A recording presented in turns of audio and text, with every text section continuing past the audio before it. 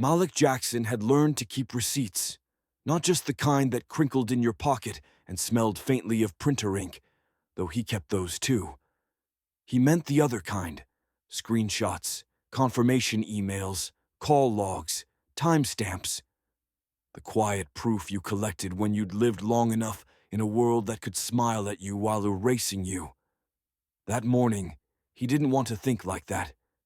He wanted to think about ordinary things, like how his left molar had been pulsing on and off for a week, an obnoxious little drumbeat that started as a whisper and escalated into a whole marching band whenever he sipped coffee. Like the fact that he had a presentation at work later that afternoon, and he couldn't imagine standing in front of a room, forcing confidence through clenched teeth. Like how he'd finally found a dentist's office that took his insurance without making him feel like he was begging for charity. Or so he thought. The appointment confirmation sat open on his phone as he walked from the parking lot toward the glass doors of Maple Grove Family Dentistry. The building itself looked like it had been designed to reassure you. Beige brick, neatly trimmed shrubs, a cheerful logo of a tooth wearing a cartoon smile. Inside, through the windows, Malik could see a waiting room filled with soft lighting and pale wood furniture, carefully curated calm. He adjusted the strap of his messenger bag, then paused at the door for half a second, breathing in. He told himself this would be quick. Check-in, X-rays, examination, maybe a filling. Maybe they'd say it was nothing. Maybe he'd laugh at himself for stressing. He pushed the door open. A tiny bell chimed overhead like a polite greeting.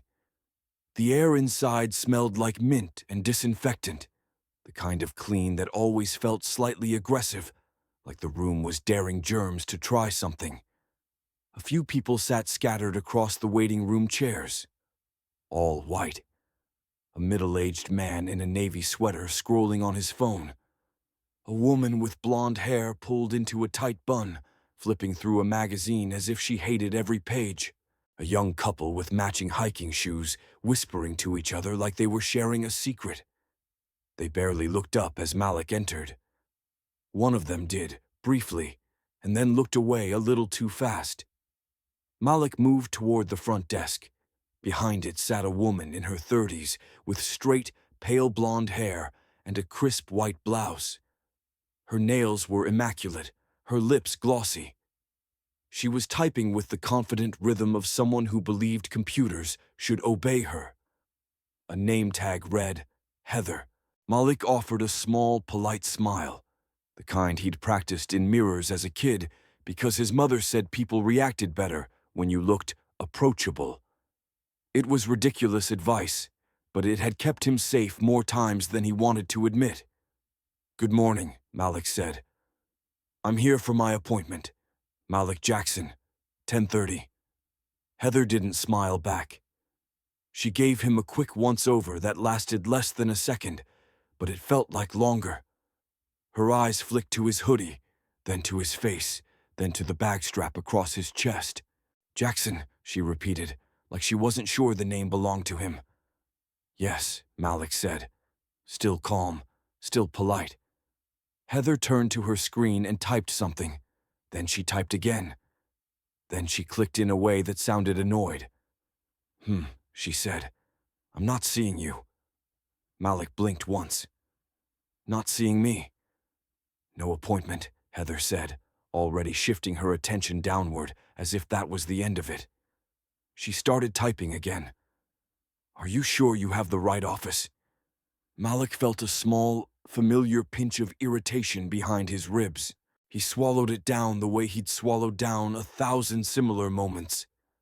At the hotel check-in counter when the clerk asked for extra ID, at the electronics store when an employee trailed him, just in case, at the airport when the random selection wasn't random. He held up his phone, tilting the screen slightly so she could see it, without him leaning over the desk. "I'm sure. I have the confirmation email right here. Maple Grove Family Dentistry. Today, at 10:30. It even says to arrive 15 minutes early." Heather didn't look at the screen. Not really. Her eyes landed on it for a half second and slid away, as if it was rude of him to ask her to acknowledge it. "Sometimes those online systems glitch," she said, her voice bright in the way people get when they're being dismissive but don't want to be called dismissive. "It happens." Malik kept his voice even. "I also checked in online this morning like the email asked." That got her attention, just a little. Heather's eyebrows lifted like she'd found something amusing. "You checked in online," she repeated, with a soft little laugh that wasn't kind. "Yes," Malik said. "At 9:42. Heather's fingers paused on the keyboard. Then she leaned back in her chair, folding her arms. "Well, sir, I'm telling you I don't have you in the schedule." "Sir." Not Malik, not Mr. Jackson. Just sir, flat and generic, like she didn't have to remember him as a person. Malik glanced toward the waiting room. The man in the navy sweater had stopped scrolling. He wasn't looking directly at Malik, but his eyes kept flicking up in short bursts. The woman with the bun had turned a page too loudly. Malik felt heat rise to his cheeks, anger, embarrassment, both. He fought the urge to explain himself too much. He'd learned that over-explaining didn't make people respect you. Sometimes it just made them more convinced you were guilty of something. "I understand what you're saying," Malik replied. "But I'm also telling you I have an appointment. Here's the email confirmation. Here's the calendar invite. And I checked in online." Heather shrugged. "I can't help you if you're not in the system." There was a silence then, one of those silences that wasn't empty. It was full of implication, full of "you must have done something wrong," full of "why are you making this harder than it needs to be," full of "people like you always cause problems." Malik's molar throbbed once, sharp enough to make him inhale through his nose. He set his phone down on the counter, not thrown, not slammed, just placed carefully. He tapped the screen, opened the confirmation email again, and scrolled until he found the section labeled "Online Check-in Completed." Beneath it was a line of text in bold, "Checked in at 9:42 a.m." He turned the phone so it faced Heather. "Can you just take a look at this?" Heather stared at the phone for a beat. Then she sighed heavily, like Malik was asking her to dig a swimming pool by hand. She leaned forward and glanced at it. This time she couldn't pretend not to see. The timestamp sat there, undeniable and clean. Not a story, not an opinion, just a fact. Her mouth tightened. "Well," she said slowly, "that doesn't mean you have an appointment." Malik stared at her. "What?" "It means you checked in," Heather said, as if explaining something to a child. "But people can check in for all kinds of reasons." "For all kinds of reasons," Malik repeated, disbelief cracking his calm like a hairline fracture. Heather gave him a thin smile, small, controlled, and cold. "Maybe you checked in by accident. Maybe you clicked the wrong link. Maybe you—" She waved a hand vaguely, like Malik's entire existence was a category called maybe. Malik felt the room tilt, just slightly. Not physically, but emotionally, like the atmosphere had shifted into something hostile, and he was the only one who could feel it. Because now it wasn't about a scheduling error. It was about her refusal to accept proof when it came from him. Malik took a slow breath.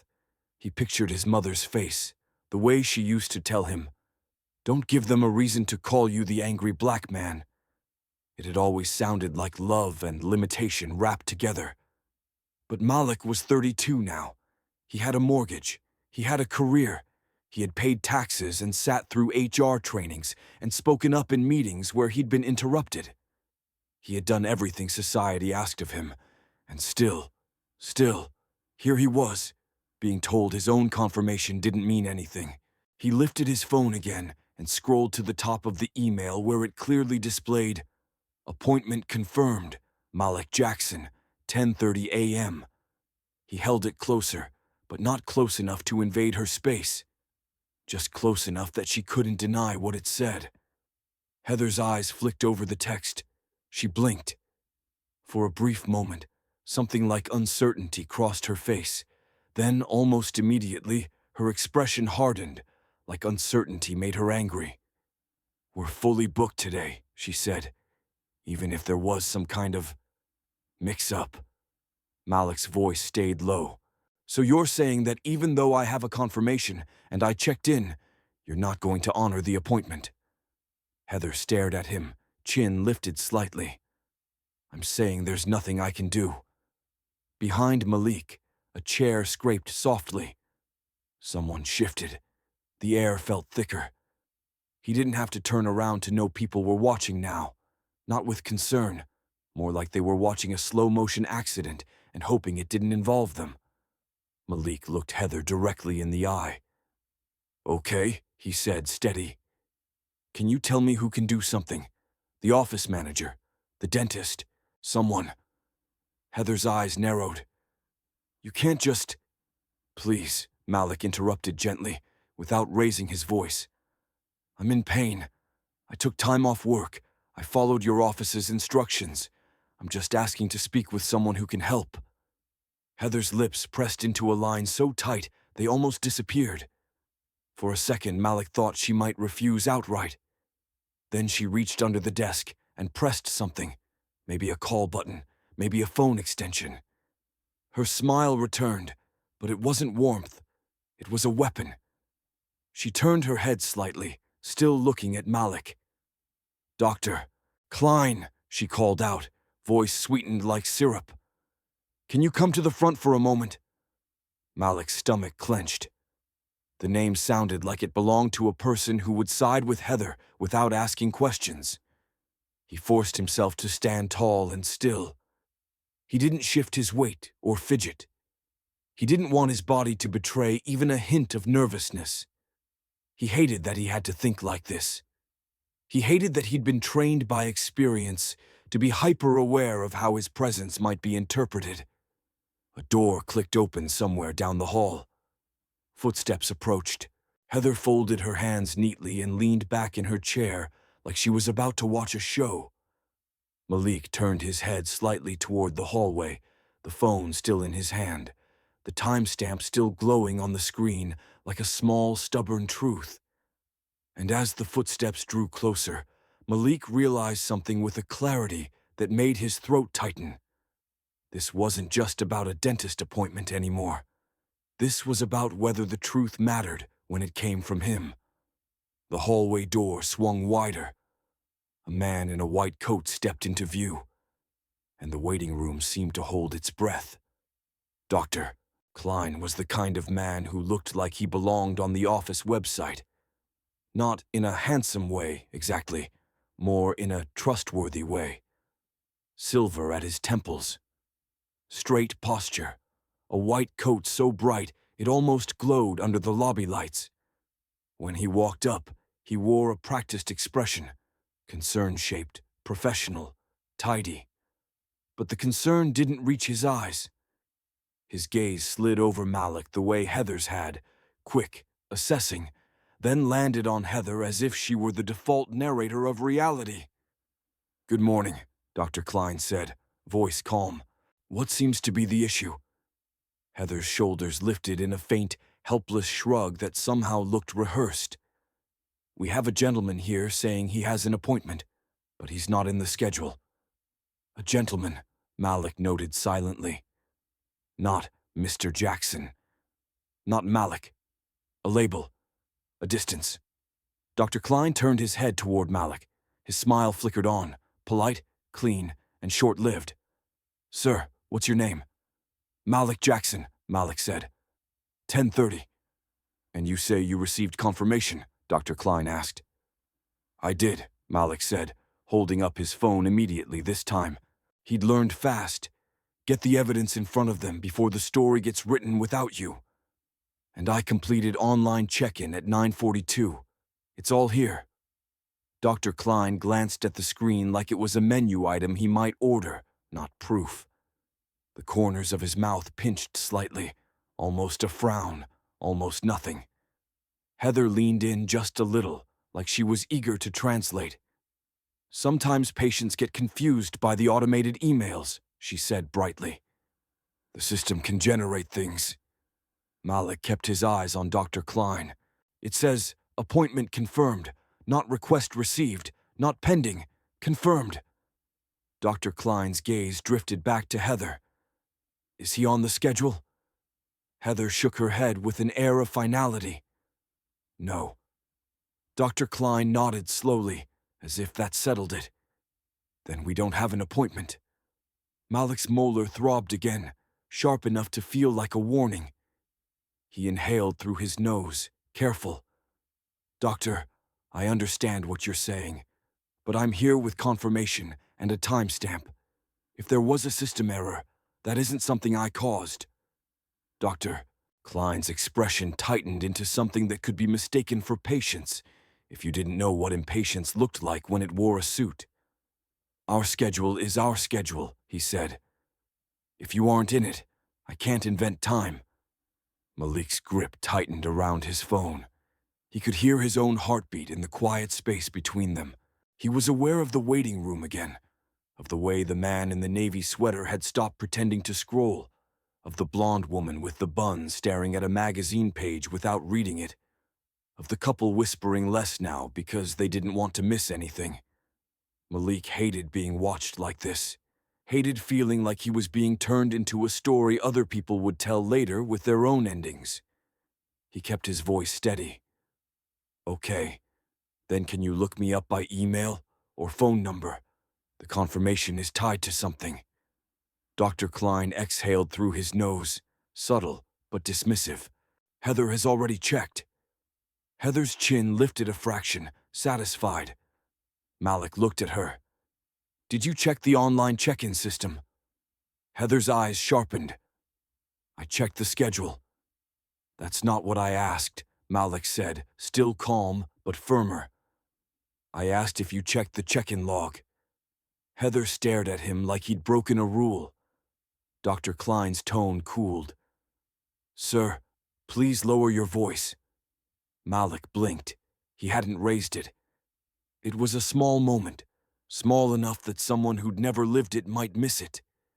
But Malik felt it like a hand on the back of his neck, the way his firmness became aggressive, the way his question became disrespect, the way his pain became inconvenience. He swallowed hard and forced his shoulders to relax. I'm not raising my voice, Malik said softly.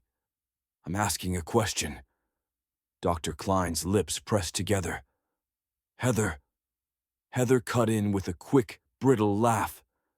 We don't have time to dig through logs every time someone walks in, insisting they have an appointment. Someone walks in insisting. Malik's jaw tightened so fast his tooth flared. He turned his phone outward again and scrolled to the part that included the office's own branding. Logo, colors, the same smiling tooth mascot. He tapped the line that read, Online check-in completed, and angled it toward Dr. Klein. Look, Malik said. This is from your office. I didn't create this. Dr. Klein's eyes met the screen more directly this time. He read it. Malik could see the moment the words landed. For an instant, Dr. Klein's brows rose. Not much, but enough. Then his face shifted back into the safe, controlled mask. That could still be a glitch, he said. Malik stared. So if it's a glitch, why am I being punished for it? Heather's lips parted like she wanted to respond, but Dr. Klein lifted a hand slightly, then looked at Malik with a calm that felt like it had sharp edges. Sir, he said, we have a full schedule. You can reschedule at the earliest availability. Heather can help you with that. Malik could almost see the invisible door closing. He felt a flash of something dangerous, anger, hot and clean. Not the loud kind, the kind that made you want to stop being careful, the kind that whispered, say what you really think. Let it all out. But Malik had lived long enough to know how quickly anger could be turned into a weapon against him. Instead, he did what he always did. He got more specific. Okay, Malik said. Please tell me the earliest availability. Heather clicked her tongue and began typing with exaggerated annoyance. We're booking into late March. Malik's eyes widened slightly despite himself. Late March? It's January. Heather shrugged. That's what I said. Late March. Malik did the math in his head. 8 weeks. More. With pain that was already interfering with his work, his sleep, his patience. He turned back to Dr. Klein. Doctor, I'm not asking for special treatment. I'm asking for the treatment I was promised. If there was a scheduling mistake, it should be corrected. If my appointment was removed, it should be restored. Dr. Klein's gaze flicked toward the waiting room, toward the white faces listening. His shoulders tightened a fraction, like he wanted this situation to end quickly. I'm afraid there's nothing to restore, he said. I have no record of you. Malik's heartbeat thudded once, heavy. He didn't say what he wanted to say. You have no record because you don't want one. Instead, he asked, could you print the day's schedule? Heather's head snapped up. Excuse me. Print the day's schedule, Malik repeated. Or show me the appointment list on the screen, just the 10:30 slot. If my appointment isn't there, fine. But I'd like to understand what happened. Heather's eyes widened, offended, as if Malik had asked to see her bank account. We can't just show patients private information. I don't need names, Malik said. Block them out. Just show me whether 10:30 exists and who it's assigned to. Dr. Klein's voice sharpened slightly.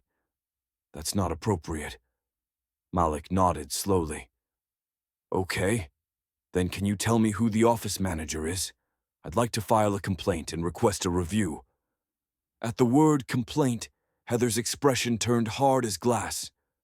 Dr. Klein's smile returned, small, contained, almost pitying.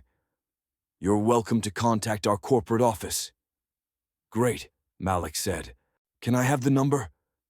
Heather reached under the counter and pulled out a small card, sliding it forward with 2 fingers like it was dirty. Malik picked it up. He glanced at it, then set it beside his phone. And that's when he noticed something else. Heather's computer screen.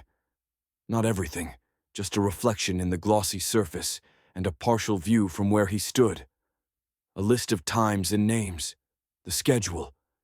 He hadn't meant to look, but his eyes caught on the 10:30 slot. Because 10:30 was there, and next to it was a name, not his. A woman. White. The last name looked familiar, Heather's own last name. It hit Malik like a punch, quiet but deep. So 10:30 existed, and it hadn't disappeared. It had been given away. Malik's fingers went cold around the edge of the business card. He looked at Heather. Really looked. Her face was carefully neutral, but her eyes had a tiny flicker in them, something like satisfaction, like she was sure he couldn't prove what he'd just seen. Malik turned to Dr. Klein.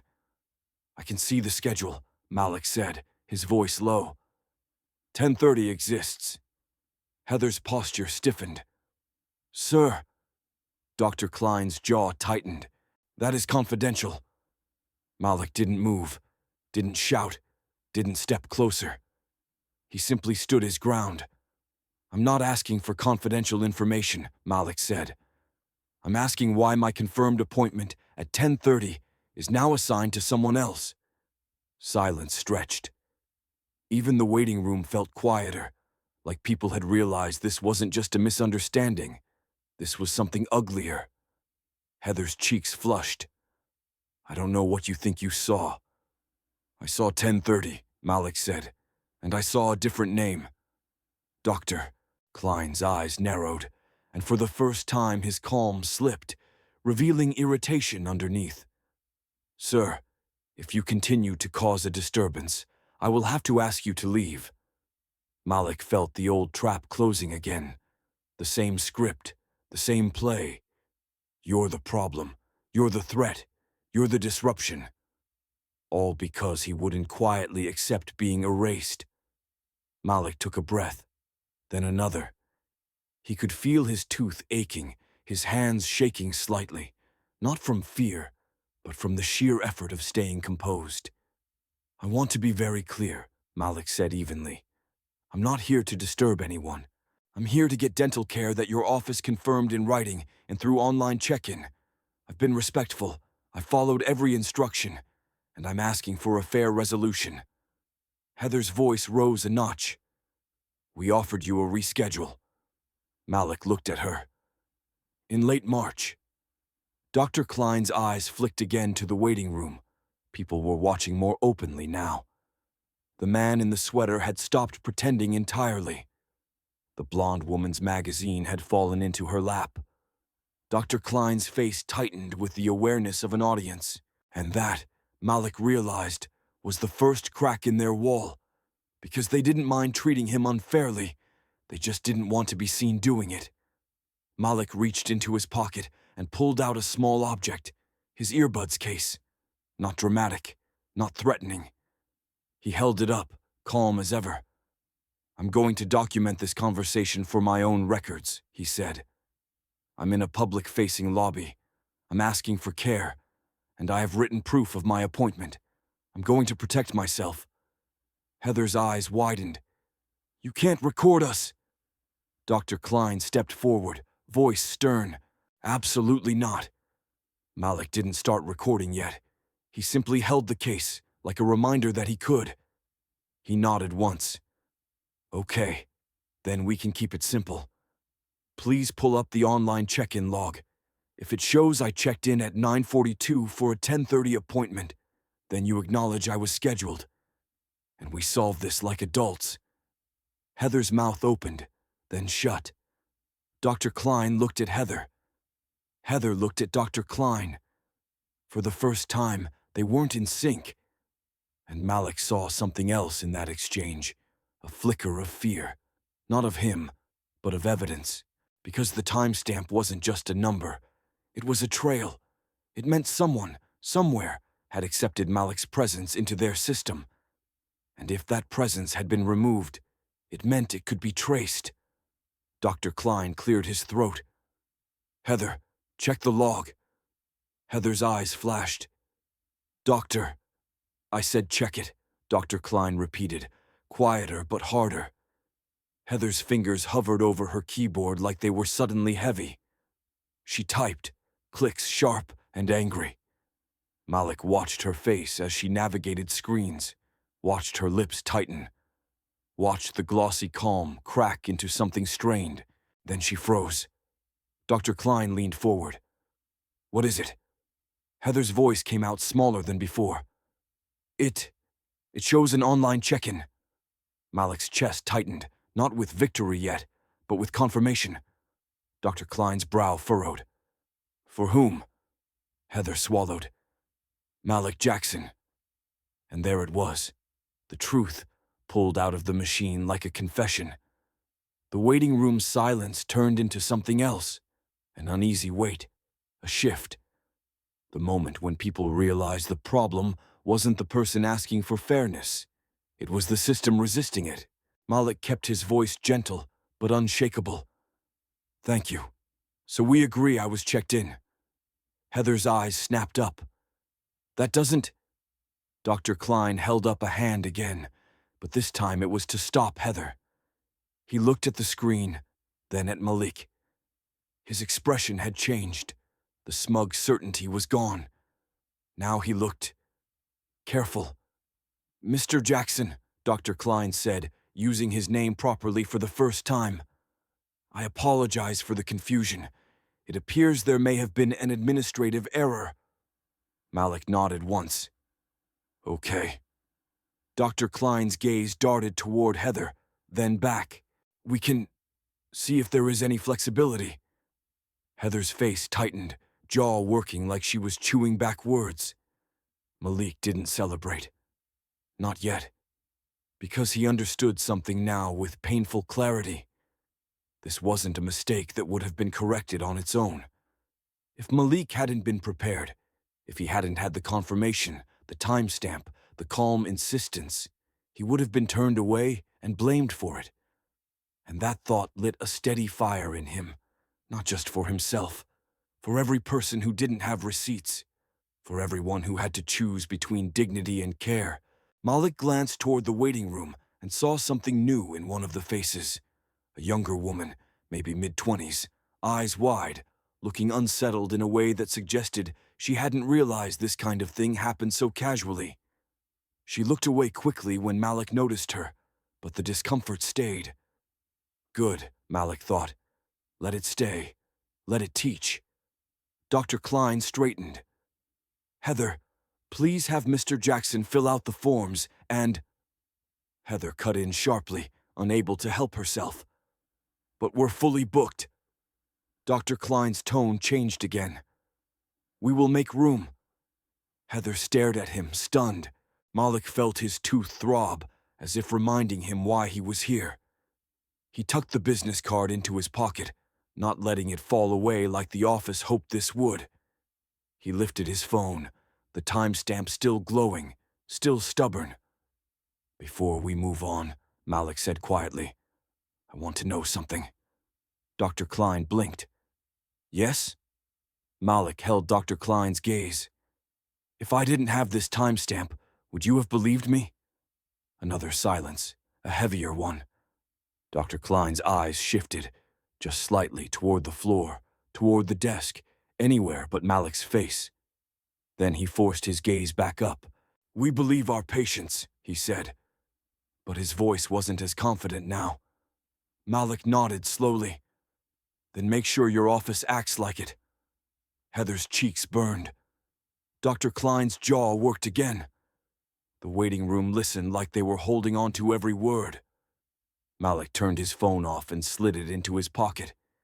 He didn't need to keep it visible now, not because he trusted them, but because he'd already proven he wasn't invisible. Heather shoved a clipboard toward him with a pen. Her smile was gone. Fill these out. Malik took the clipboard without flinching. He sat in the nearest chair, the one closest to the desk, no longer trying to make himself small. As he began writing his information, name, address, insurance, his hands steadied. Because something had shifted. He wasn't just waiting for dental care. He was watching the office scramble to rebuild a version of reality that included him. And Malik knew, with a certainty that settled like armor. This fight wasn't over, not here, not anywhere. But today, in this small lobby that smelled like mint and disinfectant, the truth had spoken. And for once, they had been forced to listen,